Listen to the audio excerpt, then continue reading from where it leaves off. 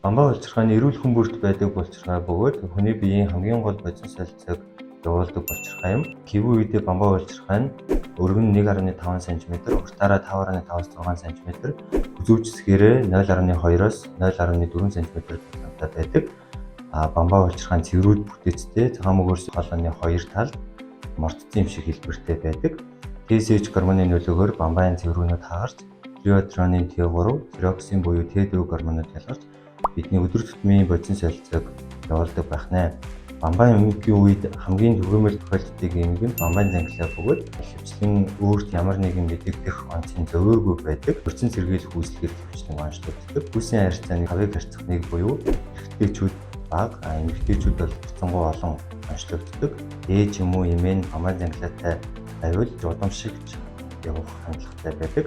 Өөрт онцгийн зөвөргүй байдаг учраас өрчин сэргийлэх үйлчлэгээр онцлогддог. Нарийн зүүнний хатгал, эхо шинжилгээ, компьютер томографийн шинжилгээгээр бамбаа улчирхай зангилааг хортой болон хоргүй зангилаа гэдгийг ялгаж авч үзэх боломжтой байдаг. Төрөх насны эмэгтэйчүүд 3 жилд 1 удаа, 50-аас дээш насныхан жилд 2 удаа өрчин сэргийлэх үйлчлэгт хамрагдаж, эход харуулж даврын шинжилгээ тогтмол өгч байхыг хвшээрэй.